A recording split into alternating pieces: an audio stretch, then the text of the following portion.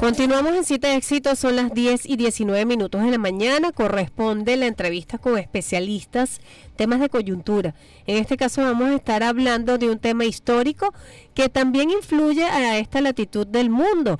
Vamos a hablar de Siria, recordemos, país gobernado por la familia Al-Assad durante 53 años. Ahora esto parece que llegó a su fin. Vamos a ver los detalles por parte de nuestro especialista invitado. Recordemos, el presidente Bashar al-Assad tomó el poder en el año 2000, luego que su padre gobernara durante casi 3 décadas. ¿Qué ocurre? Las fuerzas rebeldes sirias entraron en Damasco durante este fin de semana, en específico el domingo, después que se conociera que el presidente Bashar al-Assad había salido del país tras 13 años de guerra civil que se ha mantenido, pero vamos a entender este conflicto desde su origen. Nos acompaña vía Zoom Alejandro Linares Mendoza. Él es colega periodista, es especialista en el ámbito internacional y bueno, vamos a conocer por qué se instaló durante tanto tiempo la familia Al-Assad y cuál es el origen reciente de los hechos. Bienvenido a esta Cita de Éxitos. Hola Kenji, buenos días, es un placer estar contigo y con toda tu audiencia. Gracias. Bueno, como especialista, el origen de la instalación en Siria por más de 50 años de la familia Al-Assad. Sí, bueno, tú lo resumías, lo presentabas bien en la introducción de esta entrevista.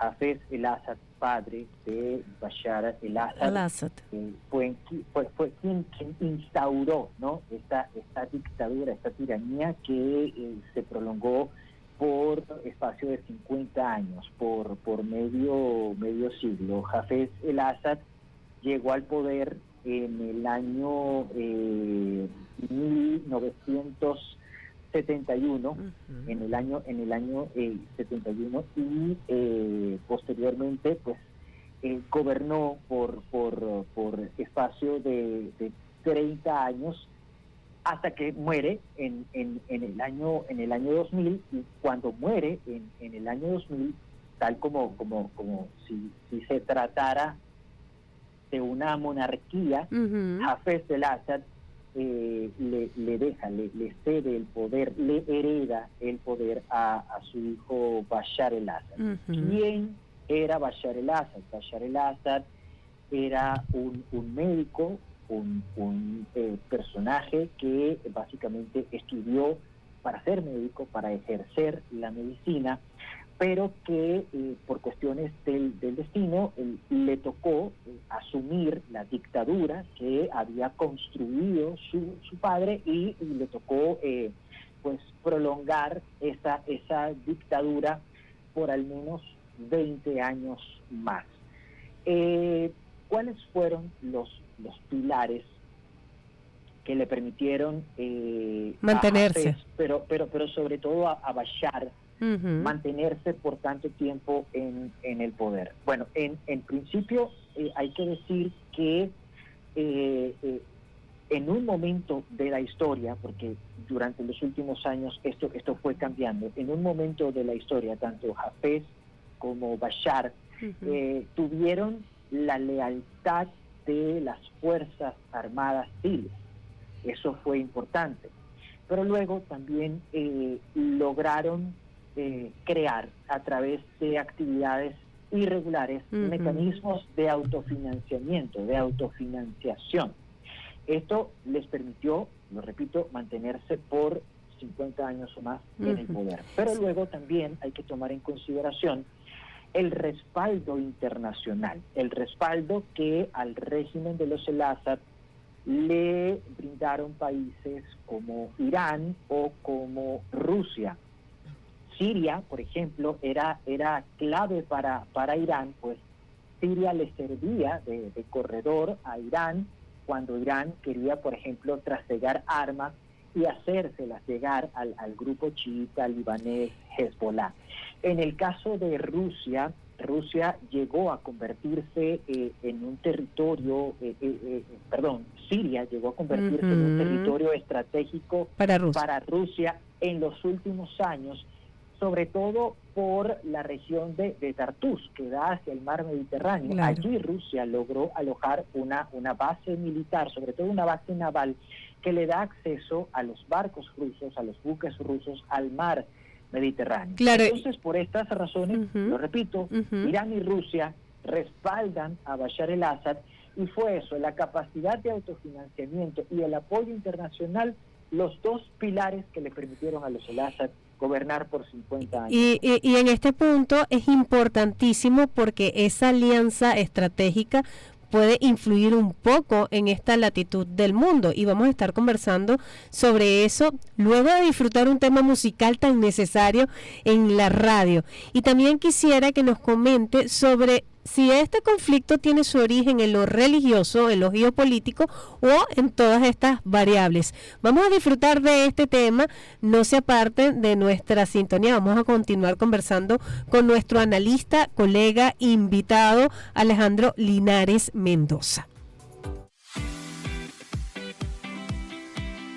Melodías de siempre. Cita Éxitos con Carla y Kenji. De 9 a 11 de la mañana. Circuito Éxitos. Sonidos en primera fila. Melodías de siempre. Tiempo de éxitos con Wilmer Raven López. De 11 de la mañana a 12 del mediodía. Circuito Éxitos. Sonidos en primera fila. Melodías de siempre. Destino Éxitos con María Eugenia Delgado. 10 de la mañana, 3 de la tarde y 7 de la noche. Circuito Éxitos. Sonidos en primera fila.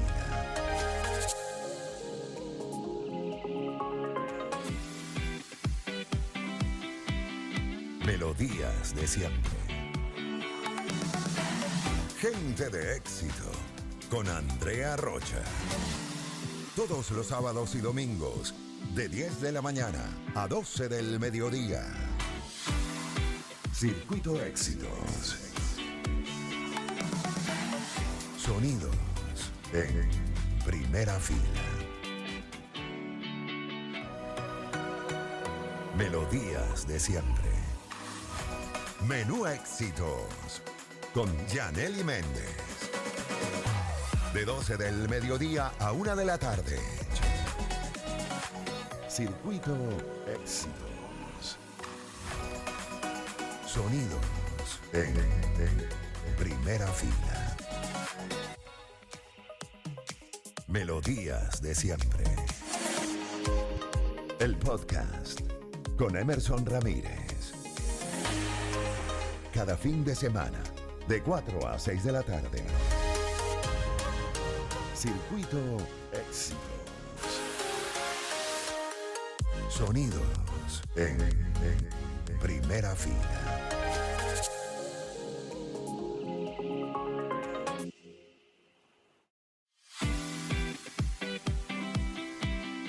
Melodías de siempre. Cita Éxitos con Carla y Kenji. De 9 a 11 de la mañana. Circuito Éxitos. Sonidos en primera fila. Melodías de siempre. Tiempo de éxitos con Wilmer Raven López. De 11 de la mañana a 12 del mediodía. Circuito Éxitos. Sonidos en primera fila. Melodías de siempre. Destino Éxitos con María Eugenia Delgado. 10 de la mañana. Y continuamos con tan interesante entrevista con nuestro invitado, es periodista, colega, analista internacional y que nos está brindando luz, conocimiento sobre la situación, la coyuntura en Siria con la salida de Bashar al-Assad. Alejandro Linares Mendoza, le dejé algunos planteamientos por el tiempo en Radio Vuela. Esto es muy amplio. Quisiéramos para que nuestro público en el centro del país pueda entender más sobre el tema. ¿Es origen religioso la situación en Siria? Estoy hablando desde Bashar al-Assad, por supuesto en la actualidad, y su padre, y cómo este conflicto afecta esta latitud del mundo, tomando en cuenta esa estrategia o esos amigos estratégicos que mantenía el gobierno sirio para mantenerse durante 53 años. Sí, bueno, el conflicto en Siria, conflicto que inició en el año 2011 y se prolongó por 13 años, tiene en cierta medida un origen religioso. Nosotros tenemos que recordar que los el-Assad, la familia de Bashar al-Assad, su papá Hafez y él mismo, son de tendencia alawí, que es una rama del chiismo duodecimano, ¿de acuerdo? Ahora bien, ellos, siendo alawíes, gobernaban como dictadores un país de mayoría suní. Entre otras cosas, por eso es que rebeldes suníes se levantaron en armas contra Bashar al-Assad y 13 años después lograron derrocarlo. Entonces, por ese lado podríamos decir que sí, que el conflicto armado en Siria tuvo un origen religioso, pero también se trataba de una lucha más que por el poder contra una dictadura. Eso fue lo que básicamente pretendían combatir los rebeldes opositores, la dictadura instaurada por Hafez al-Assad en el año 70-71 y continuada luego por Bashar al-Assad. Ahora, ¿qué tipo de repercusión podría tener lo sucedido en Siria en estas latitudes? ¿O cómo podríamos vernos reflejados nosotros como venezolanos con lo que sucede en Siria? Bueno, lo que sucede o ha sucedido en Siria demuestra que cuando los regímenes autoritarios pierden el control territorial, el monopolio de las armas, pierden su capacidad de financiación, pero además pierden sobre todo el respaldo que le brindan otros países como Irán o como Rusia. Los regímenes autoritarios pueden caer, pueden derribarse, y es eso lo que tenemos o tendríamos que tener presente las personas que habitamos en este lado del planeta. Bueno, importante saber, bueno, y tenemos que mencionar desde el punto de vista religioso, según el análisis, el 2% de la población en Siria es cristiano católico, sobre todo en Alepo, pero más allá, desde el punto de vista ya geopolítico, humanitario, hay una reciente reunión de emergencia del Consejo de Seguridad, sobre todo para garantizar lo que es, vamos a decir, la seguridad de los rehenes que se mantienen, que recordemos que hay afectos también a Bashar al-Assad, y bueno, esta situación con un nuevo gobierno instalado en Siria. ¿Qué nos puede decir hasta ahora? Sí, bueno, la reunión de emergencia que se está dando en el seno del Consejo de Seguridad fue una reunión de emergencia convocada por Rusia. Hay que recordar que Rusia es uno de los 5 miembros permanentes del Consejo de Seguridad. ¿Qué le interesa a Rusia? A Rusia, como al resto de la comunidad internacional, le interesa que Siria no se convierta en un hervidero. ¿Por qué un hervidero? Porque en Siria hay facciones opositoras de distinto tipo, de distinto color. Se habla particularmente sobre el grupo THS, que fue el grupo con mayor renombre en esta última embestida militar. Sin embargo, hay varios grupos, varias facciones rebeldes, y muchas de esas facciones rebeldes luchaban no solo entre ellas, sino también contra Bashar el-Assad, o si lo quieres poner al revés, contra Bashar el-Assad, pero también entre ellas. Entonces, como hay facciones rebeldes de distintos tipos y muchas están interesadas en hacerse con el poder, eso podría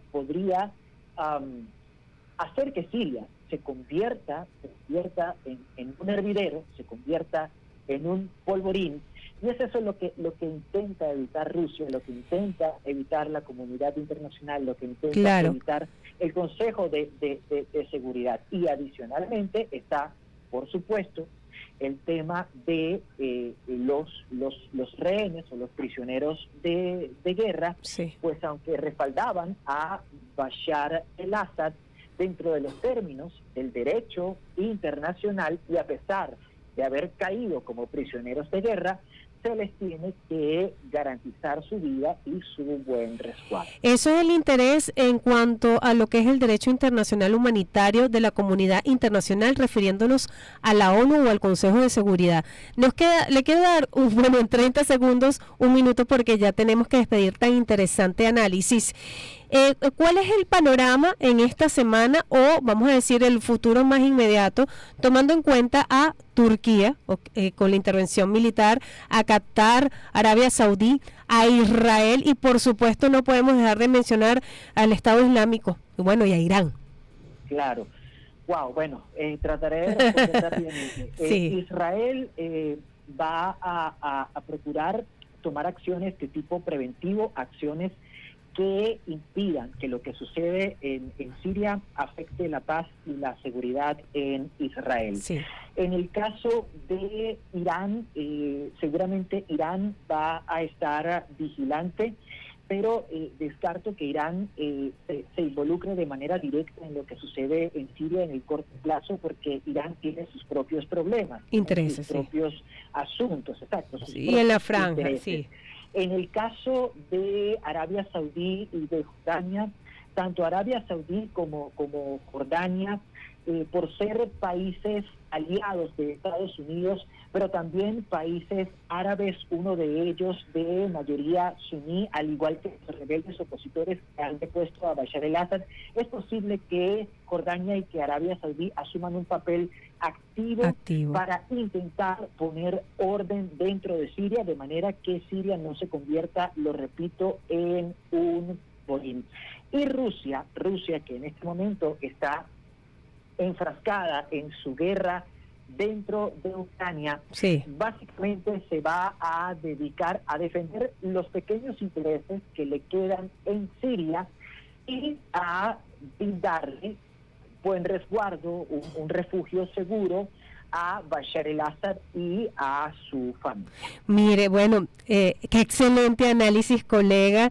No esperábamos menos, y por supuesto le agradecemos a Alejandro Linares Mendoza por atender a esta cita de éxitos. Conflictos internacionales, Rusia, Ucrania, la Franja de Gaza, y esto pica y se extiende en Siria. Gracias. Por favor, sus redes sociales. Claro, estoy tanto en X como en Instagram como @ALX Linares con S al final. Agradecidos. Siempre bienvenido a esta cita de éxitos 10:38.